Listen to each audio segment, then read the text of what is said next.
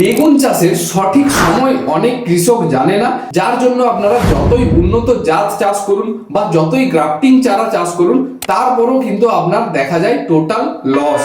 তো আজকের ভিডিওতে আমি বলবো যে বেগুন চাষের সঠিক সময় নিয়ে, অর্থাৎ কোন সময় বেগুনের চাষ করলে আপনার লস করার সম্ভাবনাটা সব থেকে কম থাকবে।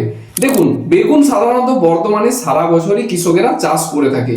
এর মধ্যে যখন বর্ষা শুরু হয় সেই সময় যদি আপনারা চারাটা রোপণ করেন তাহলে সব থেকে আদর্শ সময়, সেটা আপনার যে কোনো ভ্যারাইটি হোক না কেন। যেমন যদি চারা তৈরি করার কথা বলি, তাহলে আপনারা তলা ফেলবেন বৈশাখ মাসের শেষ থেকে বা জ্যৈষ্ঠ মাসটা সম্পূর্ণ।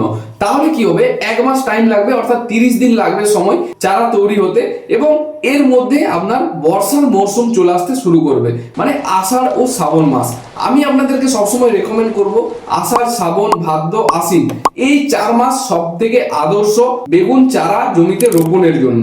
সেটা আপনার নর্মাল চারা হোক বা গ্রাফটিং চারা হোক, কারণ এই সময় যদি আপনারা বেগুনের চারা জমিতে রোপণ করেন তখন দেখবেন তাপমাত্রা থাকে 30 ডিগ্রির মধ্যে বা 30 ডিগ্রির আশপাশ। এই সময় গাছে সাদামাছিও কম লাগে, যেহেতু গরম কম থাকে তাই খুব দ্রুত গাছও বৃদ্ধি পায় ও ফলও খুব বেশি হয়। তো বেগুন চাষের আদর্শ সময় অনেকেই আপনারা জানতেন না। বেগুন চাষের জন্য আদর্শ সময় হলো এইটি। এই সময় যদি চাষ করেন সর্বোচ্চ লাভ করার সম্ভাবনা রয়েছে।